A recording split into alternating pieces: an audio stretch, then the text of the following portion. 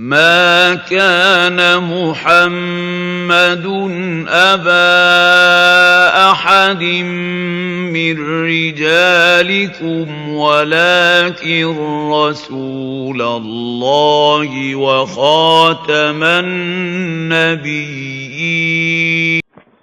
إن الحمد لله نحمده ونستعينه ونستغفره ونعوذ بالله من شرور أنفسنا وسيئات أعمالنا. من يهده الله فلا مضل له ومن يضلل فلا هادي له، وأشهد أن لا إله إلا الله وحده لا شريك له، وأشهد أن محمدا عبده ورسوله. يا أيها الذين آمنوا اتقوا الله حق تقاته ولا تموتن إلا وأنتم مسلمون. يا أيها الناس اتقوا ربكم الذي خلقكم من نفس واحدة وخلق منها زوجها وبث منهما رجالا كثيرا ونساء، واتقوا الله الذي تساءلون به والأرحام إن الله كان عليكم رقيبا. يا أيها الذين آمنوا اتقوا الله وقولوا قولا سديدا يصلح لكم أعمالكم ويغفر لكم ذنوبكم، ومن يطع الله ورسوله فقد فاز فوزا عظيما. أما بعد، فإن أصدق الحديث كتاب الله، وأحسن الهدي هدي محمد صلى الله عليه وسلم، وشر الأمور محدثاتها، وكل محدثة بدعة، وكل بدعة ضلالة، وكل ضلالة في النار. mo kí gbogbo èèyàn màyà mi nínú ẹ̀sìn Islam, pàápàá jùlọ gbogbo ọmọ káàárọ̀ òjíire ní gbogbo ibikíbi tí a bá wà ní gbogbo àgbáńlá ayé tí a ti jọ ń sọ èdè Yorùbá tá à ń sọ yìí. mo kí wa kìí ṣe pẹ̀lú ẹ káàárọ̀ àbí ẹ káàsán ẹ káalẹ́, bí ó ṣe pé pẹ̀lú èyí tó fi lálùbáríkà jù nínú gbogbo kíkí tí Ànábì wa sallallahu alaihi wasallam kọ́ wa ká máa fi kíra wa wípé assalamu alaikum wa rahmatullahi wa barakatuh. àtúndúpẹ́ fún Ọlọ́run tó ṣẹ́ wa kù lẹ́ẹ̀kan sí, gẹ́gẹ́ bí òjíṣẹ́ ńlá Ànábì sallallahu alaihi wasallam ṣe pa wá láṣẹ ká máa dúpẹ́.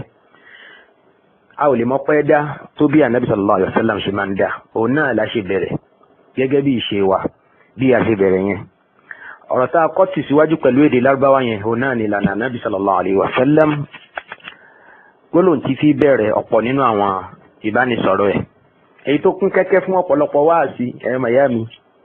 Ànábì sallallahu alaihi wasallam jẹ́ kó yé wa nínú ọ̀rọ̀ àsọsíwájú yẹn wípé ọ̀pọ̀ aburú tí ṣe ẹ̀dá min shururi nafsi, nínú àwọn aburú èyí tó ti ọ̀dọ̀ ẹ̀ wá ni. torí náà nǹkan agbọ́dọ̀ máa bẹ Ọlọ́run kó ṣàánú wa, kó là wá kúrò lọ́wọ́ aburú ọkàn wa. Ànábì sallallahu alaihi wasallam ó ṣe wáàsí fún wa nínú ọ̀rọ̀ yẹn lẹ́yìn ọpẹ́ dídá. ó lo àwọn àyà kan tó já sí wípé òun náà là ń kò rí ṣíṣẹ̀dá tọ́lọ̀ ń ṣẹ̀dá wa. ya ayyuhal ladhina amanu ittaqullaha haqqa tuqatih ya ayyuhan nasu ittaqu rabbakum alladhi khalaqakum min nafsin wahidah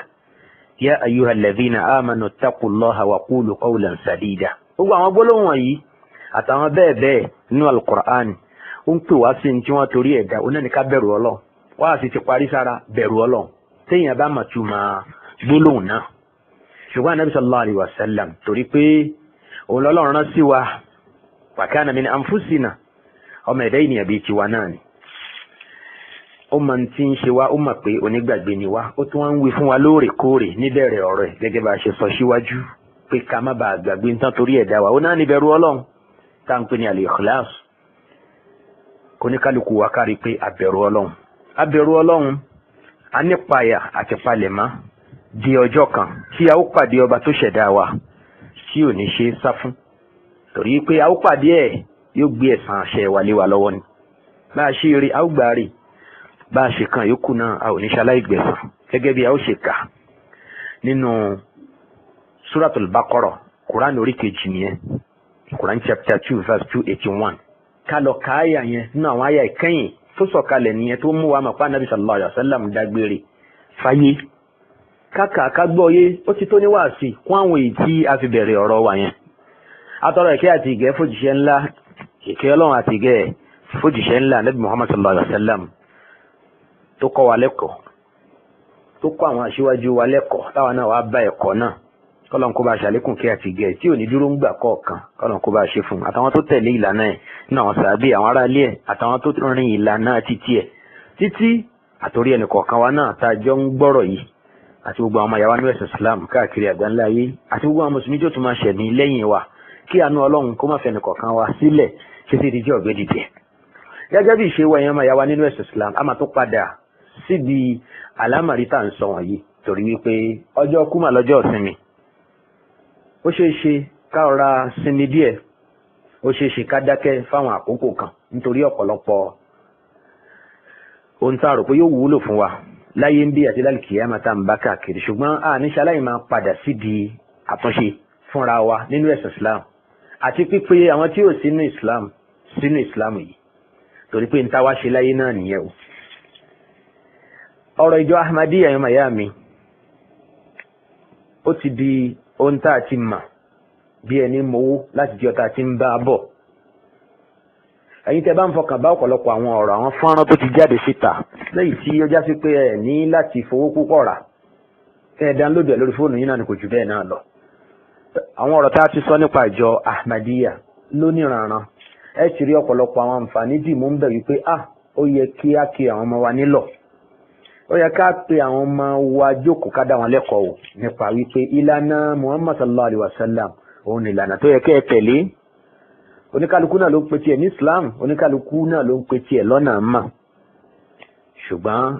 béèyàn bá wà lórí ìṣìnà kò ní jẹ́ sọ pé ní àánú lòun torí pé ṣe ìtọ́nù tó jọ̀gá àwọn ẹni àánú òun gan sọ fún wa pé ẹni àánú lòun torí náà ń kọ́ ìyá mi ní ẹ̀sìn Islam irọ́ lè fojú jọ òótọ́ o ṣùgbọ́n Ànábì sallallahu alaihi wasallam ó ní ká gbìyànjú kárí pé à ń wádìí nípa ẹ̀sìn wa kájọ́ níbèrè ọlọ́fẹ́ kájọ́ níbèrè ká máa tẹ́tí gbọ́n tí àwọn onímọ̀ bá ń sọ àti ìrántí táwọn ọmọ kí ó bá ń ṣe fún wa táwa ò bá jẹ́ onímọ̀ ṣùgbọ́n ká ní kò kan wá ẹ̀fọn wá sílẹ̀ jàre ẹ má jẹ́ ká da àwùjọ mùsùlùmí rú ìkan náà jọ ní gbogbo wa tá a bá dàrú tá a dà pọ̀ láyé táwọn kan ń pe Ọlọ́run bó ṣe wù wọ́n tá ń fi Ọlọ́run wé nǹkan kí nǹkan nú àwọn ẹ̀dá ẹ̀ débi kan fọlọ́run wé olè gẹ́gẹ́ bí n ta sọ nípa àjọ Ahmadiyya nínú àwọn kẹsẹ̀tì tí mo pè ní Ọlọ́run àwọn Ahmadiyya ìyẹn 1 to 18 ẹ lọ gbọ́ kí ni Ọlọ́run dì lọ́dọ̀ ìjọ Ahmadiyya Gùlámù rí rẹ̀ nínú vision pé òun di Ọlọ́run ó sì ń gbà bẹ́ẹ̀ pé yẹ̀ẹ́sì òun dọ́lọ́run ó wá ń dílé ayé ń bì àbó dójú ayé ó ń sọ fún wa wípé nǹkan yìí ní fóun kò tún máa lórí ìyẹn nìkan náà Ọlọ́run sọ̀kalẹ̀ wá bá nínú vision ń fọwọ́ kọ Ọlọ́run wá ń bá sọ̀rọ̀ wọ́n jọ rìn lọ́nà ọgbà gbogbo eléyìí náà láti gbọ́ kò tún máa níyẹn nìkan ó ní ibi táwọn dé àwọn ẹni Ọlọ́run máa ń bá Ọlọ́run sọ̀rọ̀ ní sọ sí ní sọ sí ọba yìí gbogbo béèrè táwọn bá kó déwájú Ọlọ́run àwọn oníṣẹ́ aláìgbọ́ ìdáhùn ìkáwọn tó kúrò ẹ lọ gbọ́ kíṣẹ́ẹ̀tì tẹ gbọ́ orúkọ ẹ̀yẹn kí ọ̀rọ̀ náà kó lè bá kún tó torí pé Yorùbá níbi tá a roko tì sí ibẹ̀ náà ló yẹ ká fàbọ̀ sí ẹ̀yin tẹ́ ti ń bá ọ̀rọ̀ náà bọ̀ látẹ̀yìnwá á rí wípé ọ̀pọ̀lọpọ̀ ọ̀rọ̀ ló ti jáde bí mo ṣe lágbára mọ́ ní dèdè ọmọdé ara mi ní dèdè mùsùlùmí tí ò ní kápá kankan lórí ẹnì kankan kọjá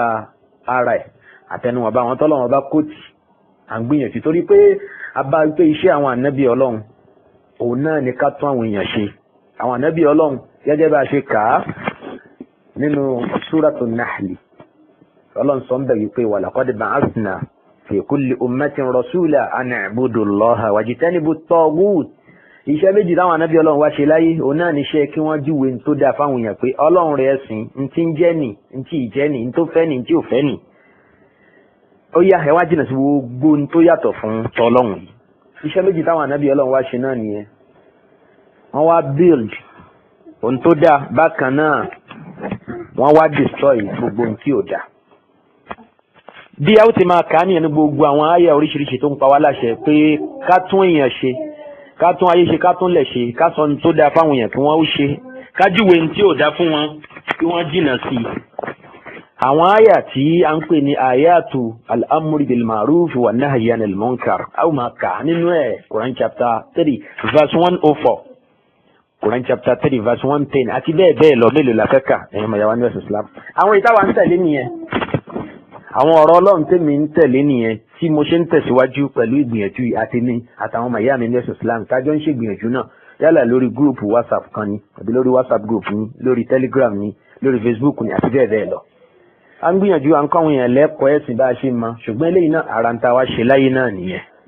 torí wípé orí tá a fẹ́ fúnra wa a fẹ́ fún gbogbo àwọn ẹlòmíì náà, a fẹ́ fúnjọ Ahmadiyya láti dákẹ́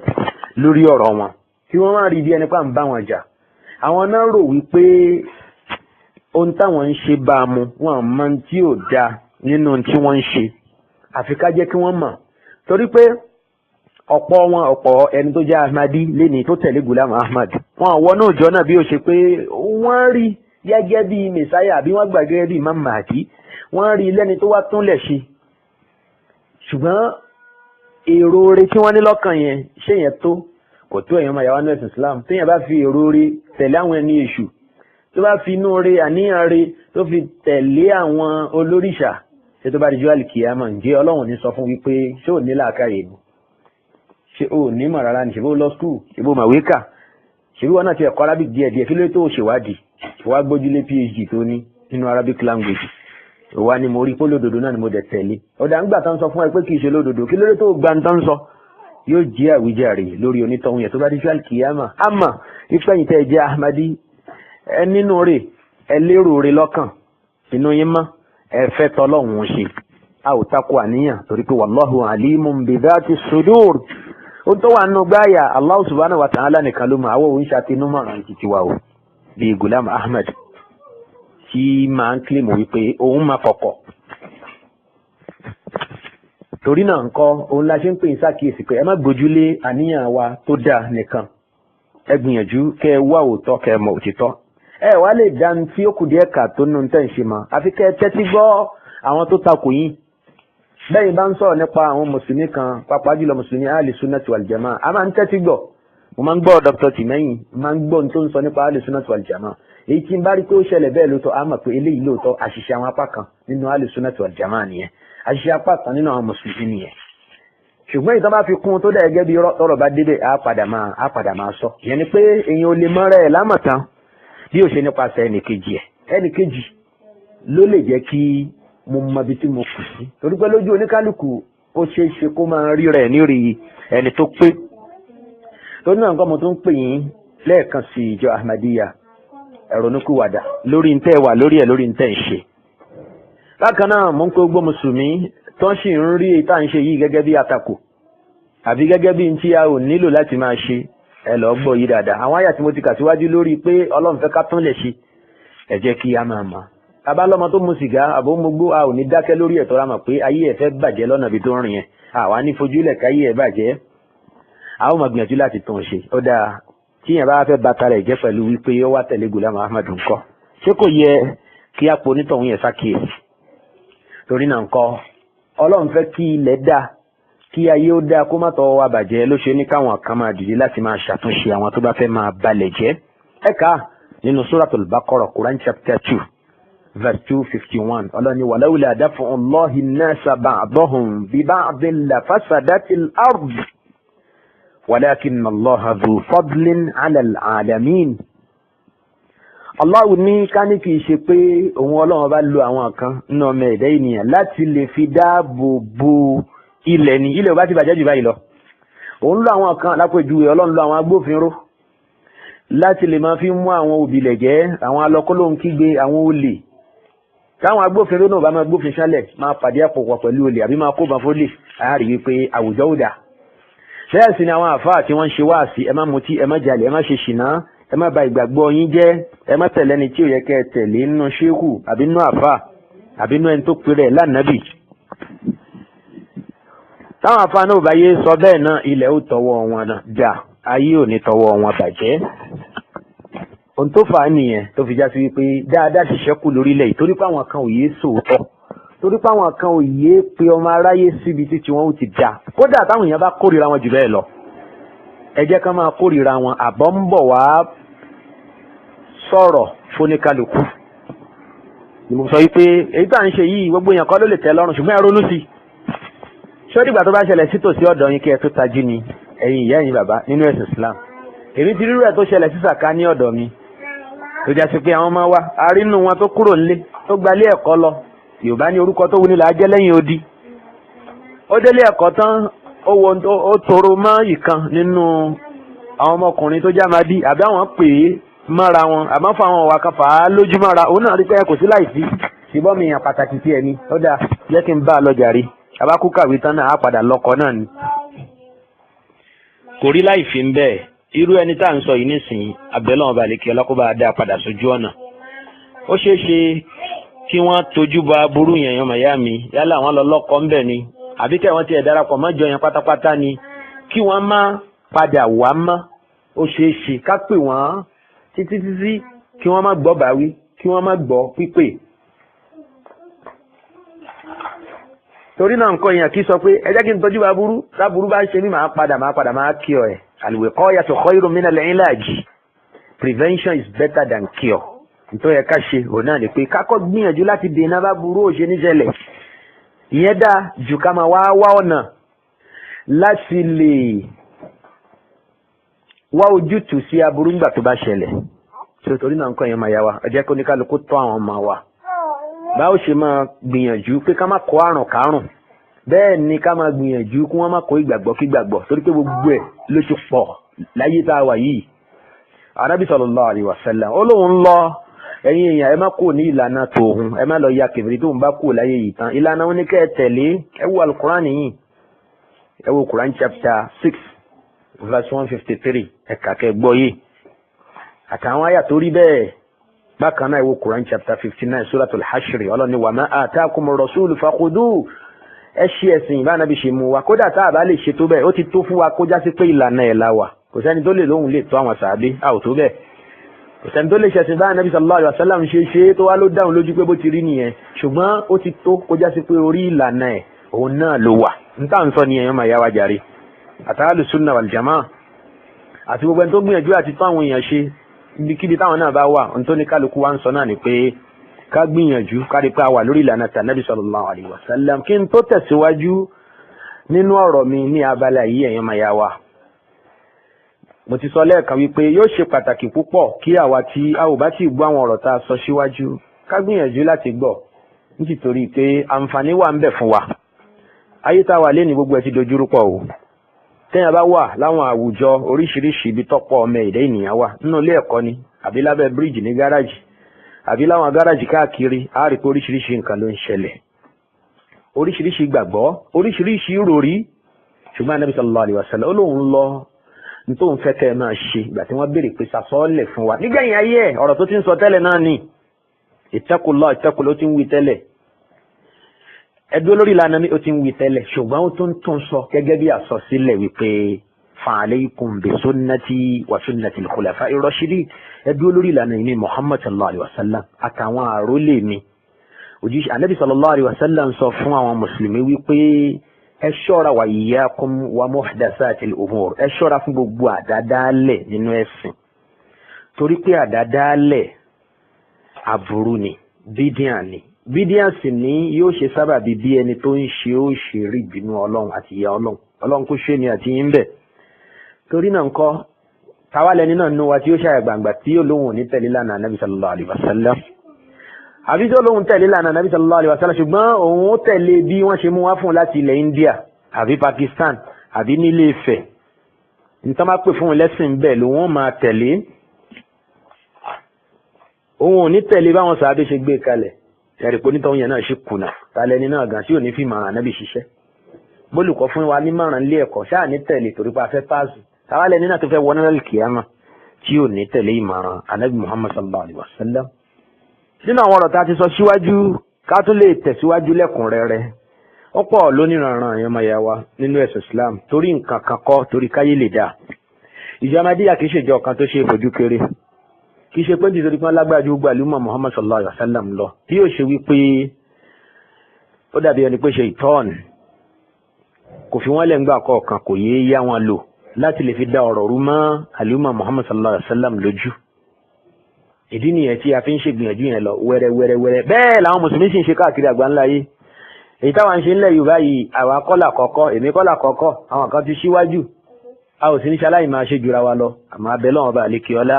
kó pín wa lérè kó jẹ́ kí a bá àwọn iṣẹ́ náà níbi tí yóò ti wúlò fún wa. àníṣe anífẹ̀ẹ́ ìjọ Ahmadiyya nífẹ̀ẹ́ tí mùsùlùmí ní sí ẹni tí ò tí ì dúró déédéé nífẹ̀ẹ́ tí mùsùlùmí ní sí ẹni tí ò sí lójú ọ̀nà táwa ń pè táwa ń ṣe wàhálà ń ti torí ẹ̀ mélòó la fẹ́ kànú gbìyànjú kì bá dáa kí wọ́n gbà yẹ̀wò. àwa tá a sì jẹ́ mùsùlùmí táwa ní ìlànà Nabi sallallahu alaihi wasallam náà káwa náà gbìyànjú ká rí i pé a fi ìmọ̀ rọgbà yí sí ọgbà tá a fi yíra wa ká kí wọ́n bá sọ wá nù torí níta bá mọ̀ òun náà láfi kọ́ àwọn ọmọ wa Yorùbá ní ntẹ́yẹ bá jẹ lẹ́yẹ gbé fò. ẹgbẹ́ àwọn kẹsẹ̀tì tá a ti ṣe tẹ́lẹ̀ nítorí pé Ahmadiyya òye sọ̀rọ̀ wọ́n ní àwọn àtẹ àwọn satellite channels oríṣiríṣi tó ń sọ̀rọ̀ káàkiri ayé pẹ̀lú èdè oríṣiríṣi lédè òyìnbó ẹ bá ti bọ́ sórí fóònù yín tẹ́ MTA Africa ẹ rí satellite channel wọn ẹ gbọ́ tẹ́ bá fọ́lù ẹ̀ fúnjọ́ méjì jọ́ mẹ́ta ó ṣeé ṣe bó tilẹ̀ já sí pé a ò pe ẹni tí ò bá ti kẹ́kọ̀ọ́ ẹ̀sìn kó gbọ́ yé a ò pè lọ síbi kó lọ jókòó tì káwọn máa tẹ́tí gbọ́ àwọn àfa mùsùlùmí àwọn àfa súnà kọ́ ẹ̀sìn lè bá yé ni ṣùgbọ́n aburú kan ò pamọ́ lè ní ìsinmi mo ṣe ń sọ nígbà táwọn ti yé fún aká fáwọn mùsùlùmí ẹ jẹ́ káwa náà máa fún káwa fọ́ oògùn ẹ̀tí ẹnjọ́ tẹ bá wọ ọbẹ̀ tẹ bá gbọ́ nǹkan báyìí báyìí oògùn ẹ̀ lélẹ́yìí virus nìyẹn antivirus ẹ̀ lélẹ́yìí a ó máa sọ MT Africa yìí tẹ ẹ bá gbọ́ èdè òyìnbó àtẹ̀dé faransé àtàwọn èdè nínú Áfíríkà bíi náà wọ́n ń sọ ń bẹ̀ ẹlòmíì bá gbọ́ ó ṣeéṣe kó fẹ́ bá a lọ kó ní nǹkan sọ ń bẹ̀ ẹ̀dẹ̀ wá ní Ahmadiyya ní nǹkan mi tó yàtọ̀ fún Islam bẹ́ẹ̀ ni torí pé ẹni bíi kan ò ní pé rẹ̀ lẹ́ni bí mo ṣe máa ń sọ tí ẹ bá gbọ́ tí wọ́n ń sọ ó ṣeéṣe kọjá sí pé ẹ̀ ń rò pé bó ṣe rí náà nìyẹn lóòótọ́ òní Yorùbá ní àtẹ̀nímẹ̀ ní òótọ́ àtànámànà àná ní kẹjẹ́ àpadà sí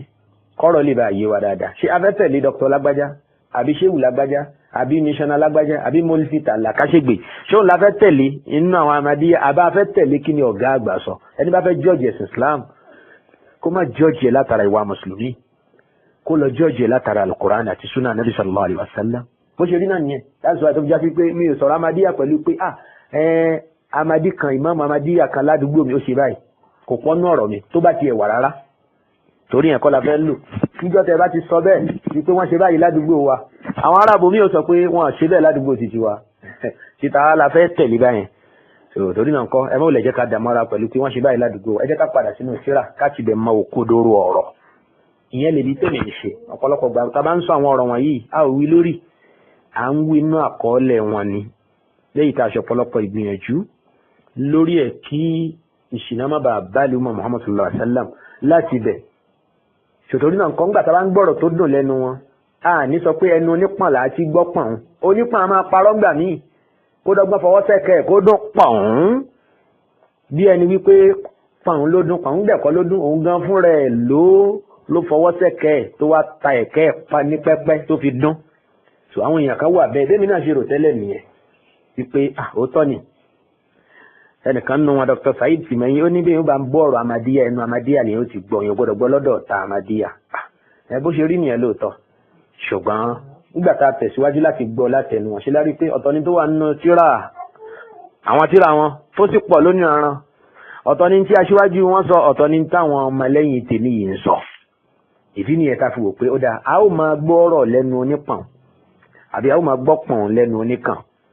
ṣùgbọ́n at the same time náà a tún máa bẹ́ẹ̀ lọ́wọ́ àwọn onímọ̀ náà pé ẹ dákun báwo ni pọ̀n tí dún pọ́n bá dàrú máa lójú lórí náà nǹkan ìdí nìyẹn tá a fi ń padà síbi tá a padà yìí ìpìlẹ̀ ní ká gbọ́ lẹ́nu ọlọ́rọ̀ ṣùgbọ́n tọ́lọ́rọ̀ bá bẹ̀rẹ̀ sí ní parọ́ àrọ́gbọ̀n kankan dá sí kọjá kí àwa náà kí a tún lọ máa tún ọ̀ràn yẹn yanjú. torí náà nǹkan ẹ jẹ́ ká padà síbi àwọn ọ̀rọ̀ tá a ti gbọ́ tẹ́lẹ̀ kọ́rọ̀ má bàa dàrú mọ́ wa lójú torí kó ṣe pàtàkì púpọ̀ ẹ rí i pé mò ń tò láwa wẹ́ àwọn series yẹn ọ̀tọ̀ọ̀tọ̀ ni mò ń tò kó má bàa dàrú kó má bàa dàpọ̀.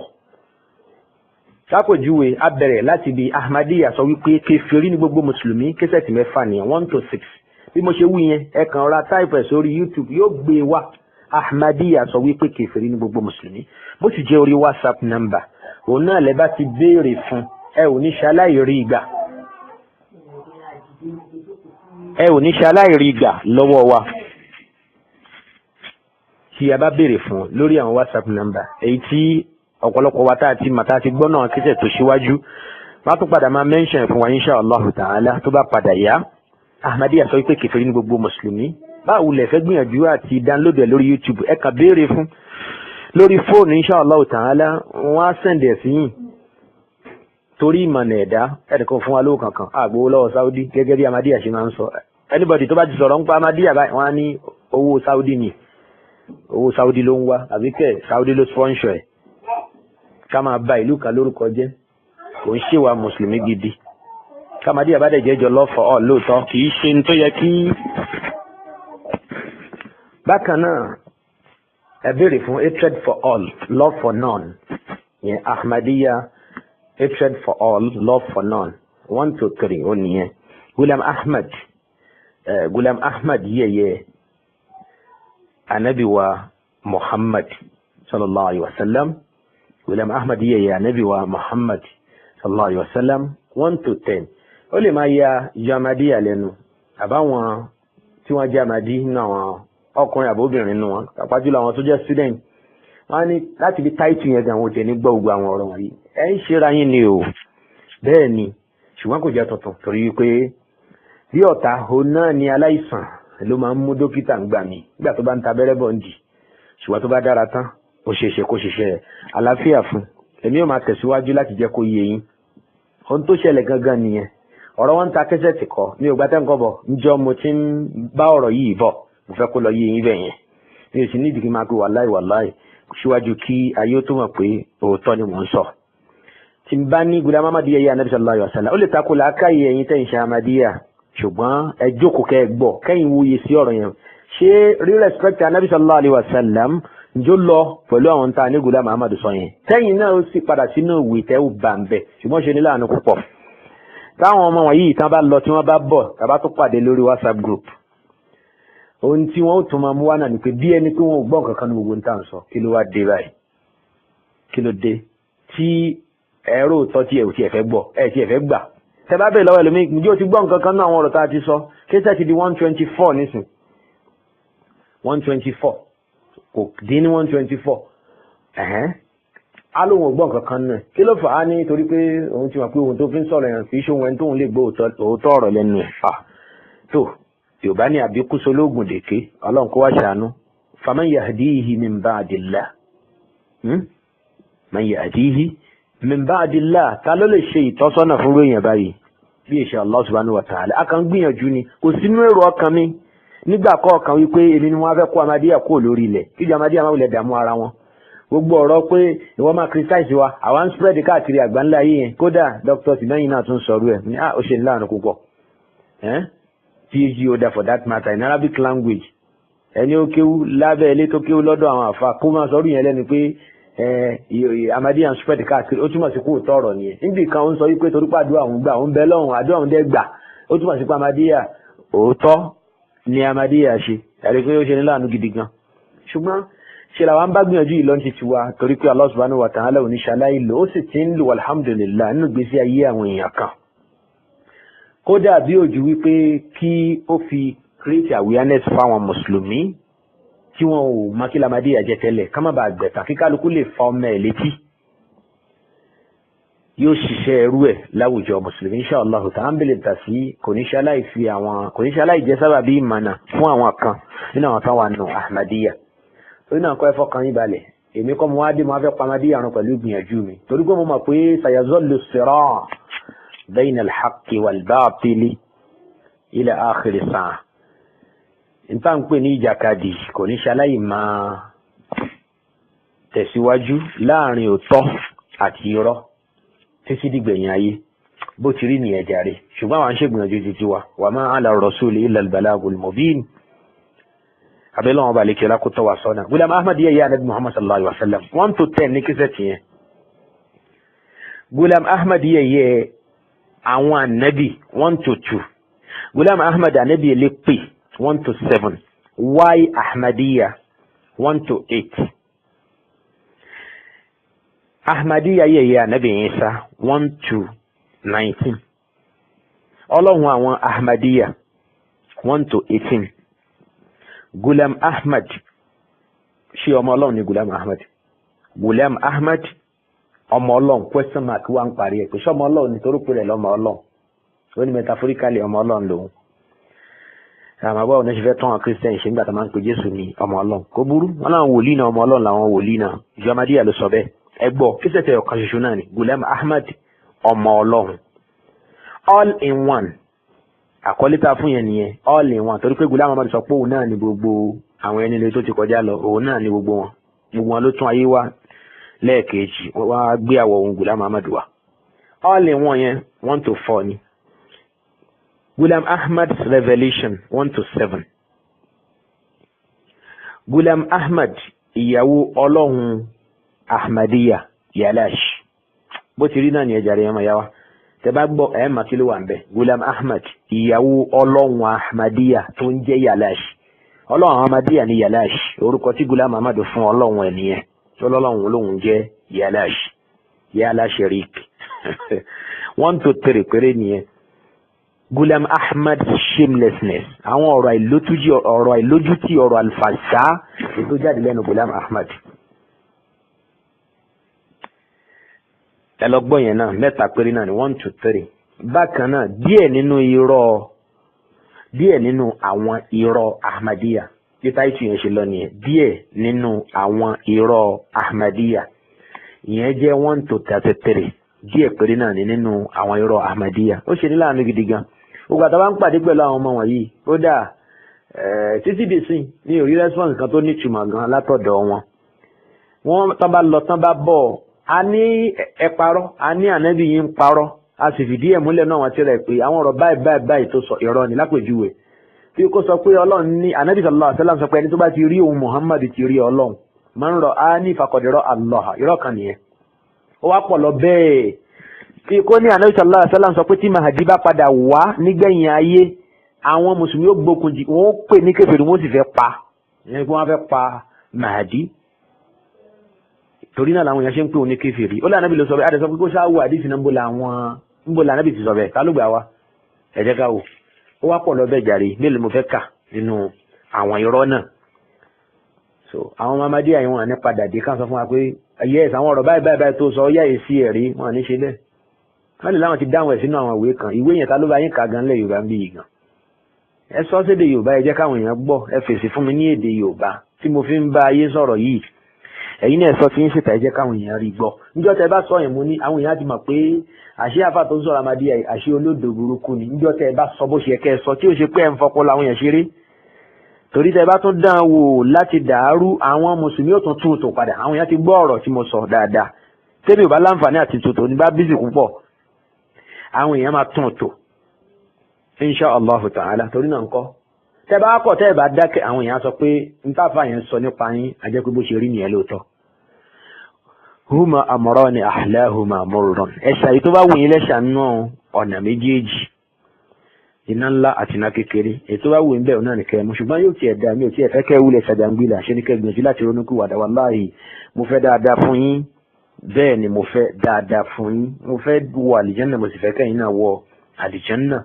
ẹ̀yin lẹ ń wò bí ẹni pé ẹ̀yin lẹ ń pè wá sọ́nà àlìjánná ṣùgbọ́n kì í ṣọ̀nà àlìjánná ẹ padà máa gbọ́ àwọn àlàyé sí i torí náà ńkọ́ ẹ̀yin ọmọ ìyá mi nínú ẹ̀sìn Islam èyí tí mo sọ yìí òun náà ni mo fẹ́ kí a kíyèsí kí a tún lọ gbọ́ àwọn ọ̀rọ̀ yẹn lágbọ̀ tó gbọ́ kí a tó tẹ̀síwájú torí pé ọ̀rọ̀ mìta tó fẹ́ mú gbọ́ yìí yóò tó lékè nǹka bí àṣà àwọn kan yóò lékè nǹka ẹ tó gbọ́ wìnrìnwìnrìn nínú ẹ̀ insha Allahu ta'ala kí Allah subhanahu wa ta'ala ṣe nírọ̀rùn fún wa. ó wà nínú àwọn kíṣẹ́ẹ̀tì wọ̀nyí tó ti wà lórí YouTube tó já sí wípé a lè rí download ń bẹ̀ tẹ́ bá kàn tẹ́ra type Aliyu Ayinla Aliyu y yẹn máa jẹ́ single y Aliyu Ayinla sórí YouTube ẹ rí download ní àwọn èyí ó wà á gbé àwọn lectures yẹn wá fún yín ṣùgbọ́n dí download pẹ̀lú YouTube owó ẹ̀ lè pọ̀ díẹ̀ ètò bá kàn ra download lórí WhatsApp group àbí lórí Telegram ìyẹn á tún rọrùn nítòsí bíi fún àǹfààní àwa tí a bá fẹ́ béèrè fún àwọn audios yẹn kí ẹ bí mo ṣe sọ àtajà bẹ́ẹ̀ ni àtajà ṣe pé owó ni mò ń wá nídìí tí ìgbìyànjú tí mò ń ṣe ó sì ìgbìyànjú náà sì pọ̀ ọlọ́nìkan ló mọ bí ó ṣe mọ̀ ṣùgbọ́n mo bí Allah subhanahu wa ta'ala kó gbà ní ìbádà fún èmi àti gbogbo ẹ̀yin ọmọ ìyá mi tó já sí pé ẹ̀yin náà ń gba ọ̀nà kan àbí mi ránṣẹ́ ọlọ́run náà lọ́wọ́ ẹlòmíì gbọ́ láké wọ́n fi ránṣẹ́ sókò ẹlòmíì gbọ́ Kánò wọ́n fi ránṣẹ́ sí Kaduna bó ṣe ń lọ nìyẹn. So torí náà nǹkan a mọ̀ pé ọ̀rọ̀ ṣe pàtàkì ó sì lágbá awareness dẹ̀ ṣe pàtàkì.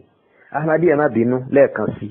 tí ẹ bá yé gbìyànjú tí ń ṣe láti máa sọ fáyé wípé Ghulam Ahmad ẹni rere ni, àwọn mùsùlùmí náà ní dákẹ́ láti máa sọ fún ayé wípé ẹni ibi ni. Torí náà nǹkan in auditum ordina wa in auditum ordina, bẹ́ẹ̀ bá ti dákẹ́ àwọn mùsùlùmí náà ní dákẹ́ káàkiri àgbáńlá yìí. Fáǹfà ní àwa tí a bá fẹ́ béèrè fún àwọn kíṣẹ̀ tí mo ti kà sílẹ̀ yìí, ẹ pè fóònù nàmbà yìí, ẹ má tiẹ̀ pé WhatsApp nàmbà ni, ibẹ̀ ni kẹ́ ẹ ti béèrè, ẹ kàn text message sórí ẹ̀ ni, ẹ bá ti save ẹ̀ sórí fóònù yìí á gbé wá nígbé wá WhatsApp. Ẹ fi message mi láti béèrè fún. Tí ìbẹ̀ ò bá láǹfààní àti fi ránṣẹ́ sí yín, àwọn tó bá fi ránṣẹ́ sí yín inshallah ta'ala máa sọ fún wọn, wọ́n á send ẹ̀ sí yín. Phone number náà ni 070 62 57 01 00. Lẹ́ẹ̀kan sí 070 62 57 01 00. Níparí ọ̀rọ̀ mi, mo fẹ́ kí àwọn ọmọ ìyá wa mùsùlùmí ẹ má jẹ́ ká gbàgbé lẹ́ẹ̀kan sí pé nígbà tá a bá ń sọ̀rọ̀ Ghulam Ahmad a sọ̀rọ̀ èèyàn kan tí a lè sọ pé èèyàn lásán bí àwọn èèyàn yòókù. Kódà sọ̀rọ̀ òpùrọ̀ kékeré kan, òpùrọ̀ àdúgbò rà international òpùrọ̀ oná lọ̀rọ̀ lẹ́ni tá à ń sọ̀rọ̀ nípa ẹ̀. Ẹni tó ní òun ò láàyè, òun ò kù síbì kan. Ẹni tó ní kò sẹ́ni ó lè mú àbùkù kan jáde nínú ìgbésí ayé òun bó ti wù kó lè kéré tó. Insha Allahu ta'ala tí mo bá tẹ̀síwájú nínú fọ́nrán tí ó tẹ̀lé eléyìí tẹ́ ẹ gbọ́ yìí, á bẹ̀rẹ̀ ọ̀rọ̀ náà ní pẹrẹwu. Insha Allahu ta'ala. كما بارك سبحانك اللهم وبحمدك أشهد أن لا إله إلا أنت أستغفرك وأتوب إليك والسلام عليكم ورحمة الله وبركاته.